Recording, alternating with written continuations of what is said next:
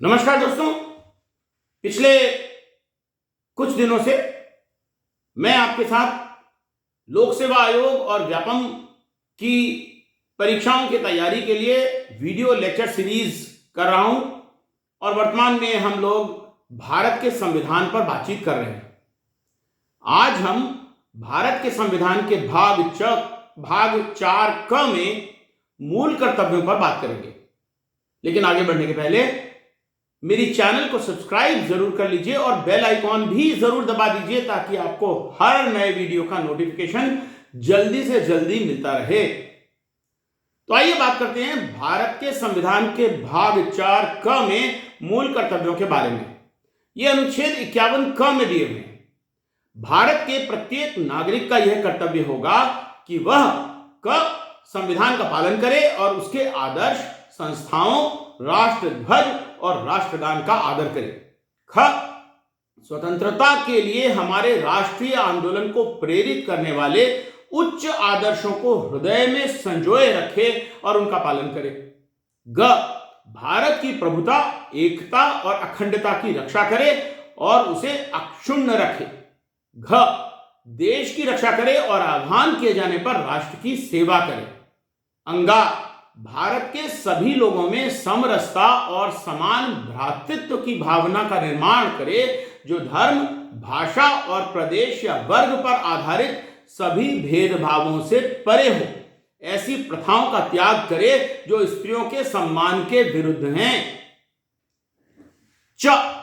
हमारी सामाजिक संस्कृति की गौरवशाली परंपरा को समझे और उसका परिरक्षण करे। प्राकृतिक पर्यावरण की, जिसके अंदर वन, झील, नदी और वन्य जीव हैं, रक्षा करे और उनका संवर्धन करे तथा प्राणी मात्र के प्रति दया भाव रखे। वैज्ञानिक दृष्टिकोण, मानववाद और ज्ञानार्जन तथा सुधार की भावना का विकास करे। सार्वजनिक संपत्ति को सुरक्षित रखे और हिंसा से दूर रहे। व्यक्तिगत और सामूहिक गतिविधियों के सभी क्षेत्रों में उत्कर्ष की ओर बढ़ने का सतत प्रयास करे, जिससे राष्ट्र निरंतर बढ़ते हुए प्रयत्न और उपलब्धि की नई ऊंचाइयों को छू ले। और यदि माता पिता का संरक्षण है तो 6 से 14 वर्ष तक की आयु वाले अपने यथास्थिति बालक या प्रतिपाल्य के लिए शिक्षा के अवसर प्रदान करे। स्वर्ण सिंह समिति की सिफारिशों पर सन 1976 में भारतीय संविधान के 42वें संशोधन द्वारा मौलिक कर्तव्यों को जोड़ा गया था। मौलिक कर्तव्य मूल रूप से संख्या में 10 थे, लेकिन सन 2002 में 86वें संशोधन में इनकी संख्या बढ़ाकर 11 कर दी गई। 11वें कर्तव्य में प्रत्येक माता पिता और अभिभावक के लिए अपने 6 से 14 वर्ष आयु के बच्चों को शैक्षिक अवसर प्रदान करना अनिवार्य बना दिया गया है। मौलिक कर्तव्यों का विचार यूएसएसआर या रशिया के संविधान से लिया गया है। हमारे संविधान में मौलिक कर्तव्यों को शामिल करने से हमारा संविधान मानव अधिकारों की सार्वभौम घोषणा के अनुच्छेद 29(1) के अनुरूप भी हो गया है। अब हम बात करते हैं मौलिक कर्तव्यों के दायरे की। तो मूल कर्तव्यों को लागू करने के लिए ना तो संविधान में कोई सीधा प्रावधान है और ना ही इन कर्तव्यों के उल्लंघन के लिए किसी दंड का कोई कानूनी प्रावधान है। ये कर्तव्य स्वाभाविक रूप से नागरिकों के लिए अनिवार्य माने जाते हैं। तो मौलिक कर्तव्यों का महत्व क्या है, इसको देखते हैं। व्यक्ति को मौलिक कर्तव्यों और मौलिक अधिकारों को समान रूप से सम्मान करना चाहिए, क्योंकि किसी भी मामले में यदि अदालत को यह पता चलता है कि जो व्यक्ति अपने अधिकारों को लागू करवाना चाहता है वो कर्तव्यों के प्रति लापरवाह है, तो अदालत उसके प्रति उदार दृष्टिकोण नहीं अपनाएगी।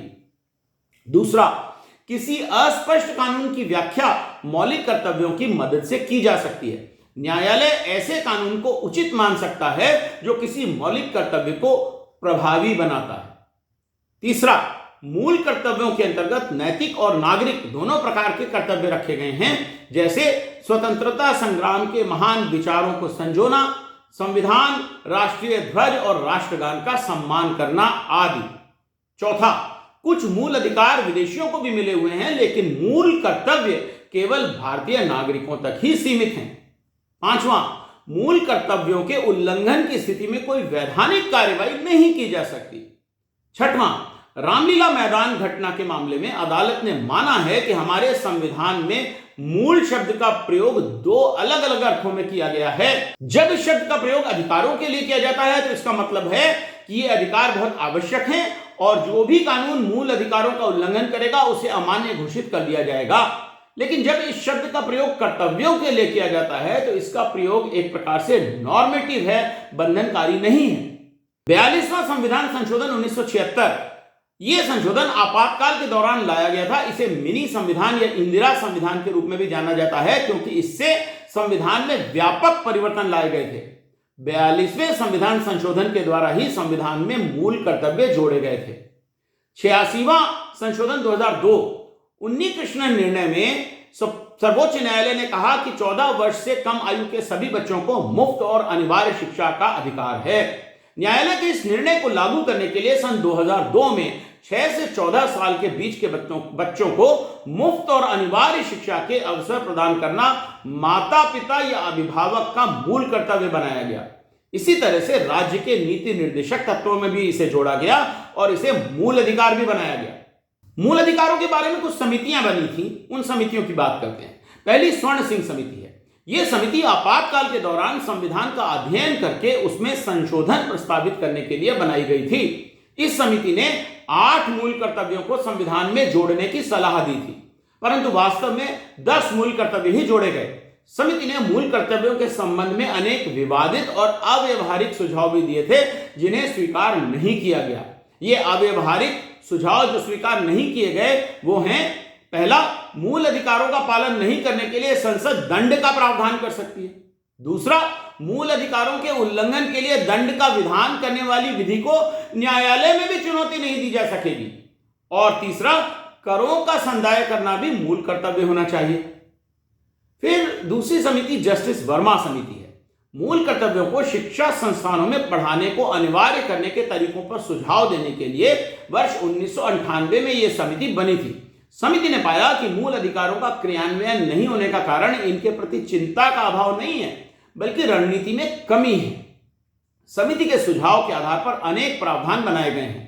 पहला है राष्ट्रीय गौरव अपमान निवारण अधिनियम 1971। कोई भी व्यक्ति राष्ट्रीय ध्वज, भारत के संविधान और राष्ट्रगान का अपमान नहीं कर सकता। दूसरा है नस्ल, धर्म, भाषा आदि के आधार पर लोगों के बीच में दुश्मनी को बढ़ावा देने वाले लोगों को सजा देने के प्रावधान करने के लिए अलग अलग बहुत सारे आपराधिक कानून बनाए गए हैं। तीसरा है नागरिक अधिकार संरक्षण अधिनियम 1955। इसमें जाति और धर्म से संबंधित किसी भी अपराध के मामले में दंड का प्रावधान है। चौथा है राष्ट्र की अखंडता और एकता के लिए हानिकारक कथनों को भारतीय दंड संहिता 1860 की धाराओं के तहत दंडनीय अपराध माना जाता है। पांचवा है सांप्रदायिक संगठनों को गैर कानूनी घोषित करने के संबंध में गैर कानूनी गतिविधियां रोकथाम अधिनियम 1967 यह बनाया गया है। उसके बाद है यदि संसद या विधानमंडल के सदस्य धर्म के नाम पर वोट मांगने जैसे किसी भ्रष्ट आचरण में लिप्त होते हैं तो उन्हें लोक प्रतिनिधित्व अधिनियम 1951 के तहत उत्तरदायी ठहराया जाएगा। फिर है वन्य जीव संरक्षण अधिनियम 1972, दुर्लभ और लुप्तप्राय जानवरों के व्यापार का निषेध करता है। फिर है वन संरक्षण अधिनियम 1980, यह अनुच्छेद 51A(G) को ठीक तरह से लागू करने का प्रावधान करता है। मौलिक कर्तव्यों की आखिर आवश्यकता क्या है? अधिकार और कर्तव्य एक दूसरे के पूरक हैं। मौलिक कर्तव्य प्रत्येक नागरिक को निरंतर यह याद दिलाने का काम करता है कि जहां एक और संविधान ने उन्हें मौलिक अधिकार प्रदान किए हैं, वहीं राष्ट्र के प्रति उनके कुछ कर्तव्य भी हैं। ऐसा नहीं है कि पूर्व में कर्तव्यों के संबंध में नागरिकों को पता नहीं था, लेकिन संविधान ने मूल कर्तव्यों का भाग जोड़कर पारंपरिक कर्तव्यों को संवैधानिक मान्यता दे दी गई है। मौलिक कर्तव्यों के महत्व की बात करते हैं। मौलिक कर्तव्य निरंतर याद दिलाते हैं कि नागरिकों को अपने मौलिक अधिकारों का आनंद लेते हुए राष्ट्र के प्रति अपने कर्तव्यों के बारे में भूलना नहीं चाहिए। फिर ये कर्तव्य असामाजिक गतिविधियों के खिलाफ चेतावनी भी देते हैं। तीसरा है ये कर्तव्य समाज के प्रति अनुशासन और प्रतिबद्धता की भावना को बढ़ावा देते हैं। और चौथा है अदालतें कानून की संवैधानिकता निर्धारित करने के लिए मौलिक कर्तव्यों का उपयोग कर सकती हैं। विभिन्न कारणों से मौलिक कर्तव्यों की आलोचना भी की जाती है। यह कारण है कई लोग मूल कर्तव्यों की सूची को पूर्ण नहीं मानते। उनका कहना है कि करों का भुगतान करना, वोट डालना जैसे महत्वपूर्ण कर्तव्य जो स्वर्ण सिंह समिति द्वारा सुझाए गए थे, उन्हें भी इस सूची में शामिल करना चाहिए। दूसरा, मूल कर्तव्यों में अनेक जटिल शब्दों का प्रयोग किया गया है जिन्हें आम आदमी समझ ही नहीं सकता, तो कर्तव्य का पालन कैसे करेगा। तीसरा, कुछ मूल कर्तव्य बहुत ही अस्पष्ट प्रकृति के हैं। चौथा, इन कर्तव्यों को अदालत द्वारा लागू नहीं किया जा सकता, इसलिए इन्हें संविधान में शामिल करने का कोई फायदा ही नहीं। पांचवा, कुछ कर्तव्य ऐसे हैं जिनका पालन प्रत्येक नागरिक करता ही है, जैसे राष्ट्रीय ध्वज और राष्ट्रगान का सम्मान करना, तो इन्हें अलग से संविधान में लिखने की कोई आवश्यकता ही नहीं थी। छठवां है, आलोचकों के अनुसार इन्हें मूल अधिकारों के बाद भाग 3 में ही रखना था, ऐसा करने पर इनको अधिक महत्व मिलता। अब मूल कर्तव्यों पर कुछ न्यायिक प्रकरणों या केस लॉ की बात करते हैं। पहला प्रकरण है विजय इमोनियल विरुद्ध केरल राज्य। इसमें सर्वोच्च न्यायालय ने राष्ट्रगान को गाने की अनिवार्यता समाप्त कर दी है और कहा है कि यदि कोई राष्ट्रगान के लिए खड़ा होकर सम्मान प्रदर्शित करता है और अपनी धार्मिक भावनाओं के कारण राष्ट्रगान नहीं गाता है, तो इसे राष्ट्रगान का असम्मान नहीं माना जाएगा। एमसी मेहता विरुद्ध भारत संघ में सर्वोच्च न्यायालय ने सभी शैक्षणिक संस्थानों में पर्यावरण के संबंध में पढ़ाना अनिवार्य करने के निर्देश दिए हैं और साथ ही यह भी कहा है कि केंद्र सरकार को इसके लिए निःशुल्क पुस्तकें उपलब्ध कराना चाहिए। डॉक्टर दाशरथी बनाम आंध्र प्रदेश राज्य में अदालत ने माना है कि अनुच्छेद 51J के तहत प्रत्येक नागरिक को जीवन के सभी क्षेत्रों में उत्कृष्टता की दिशा में प्रयास करने के अपने कर्तव्य का पालन करना चाहिए। चारू खुराना बनाम भारत संघ के मामले में सर्वोच्च न्यायालय ने कहा है कि राज्य को अवसर कम करने के बजाय अधिक अवसर प्रदान करने चाहिए। इस प्रकरण में अदालत ने नागरिकों के मूल कर्तव्यों को राज्य के सामूहिक कर्तव्य तक बढ़ा दिया है। जावेद बनाम हरियाणा राज्य में माना गया है कि मूल अधिकारों को मूल कर्तव्य के साथ पढ़ा जाना चाहिए। गुजरात राज्य बनाम मिर्जापुर मामले में सुप्रीम कोर्ट ने कहा कि कानून द्वारा मूल अधिकारों पर विनियमन, नियंत्रण या निषेध के रूप में लगाए गए किसी भी प्रतिबंध की तर्क संगतता का परीक्षण मूल कर्तव्यों और राज्य के नीति निर्देशक सिद्धांतों को ध्यान में रखकर ही किया जा सकता है। रामलीला मैदान घटना के मामले में अदालत ने कहा है कि मूल अधिकारों और मूल कर्तव्यों के बीच संतुलन बनाए रखना चाहिए। कर्तव्य को अधिकार का सच्चा स्रोत माना जाता है। कोर्ट ने यह भी कहा कि देश की संप्रभुता, एकता और अखंडता की रक्षा करना, सार्वजनिक संपत्ति की सुरक्षा करना, यह कोई महत्वहीन कर्तव्य नहीं है।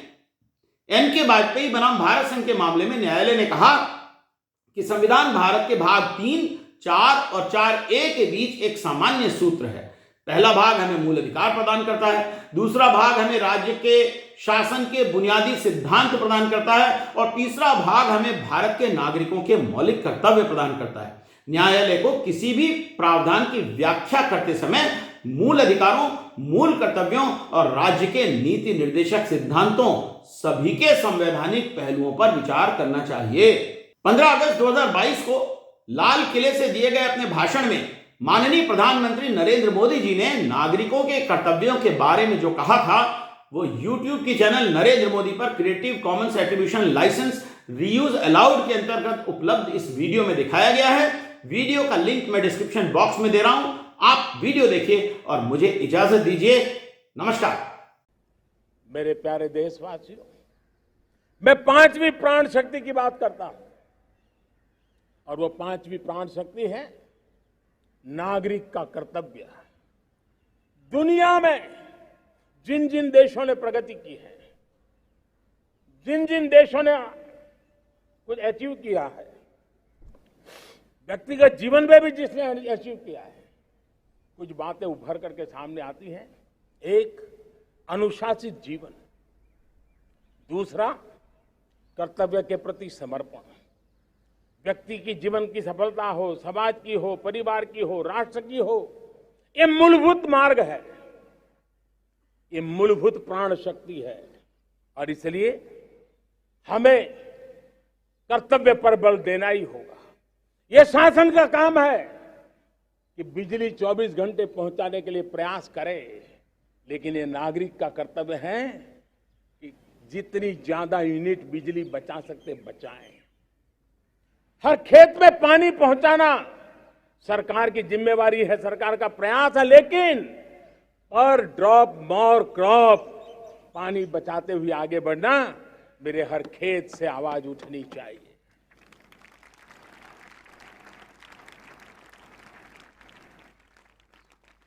केमिकल मुक्त खेती, ऑर्गेनिक फार्मिंग, प्राकृतिक खेती, ये हमारा कर्तव्य है। साथियों, चाहे पुलिस हो या पीपल हो, शासक हो या प्रशासक हो, ये नागरिक कर्तव्य से कोई अछूता नहीं हो सकता है। हर कोई अगर नागरिक के कर्तव्यों को निभाएगा तो मुझे विश्वास है कि हम इच्छित लक्ष्य को प्राप्त करने में समय से पहले सिद्धि प्राप्त कर सकते हैं।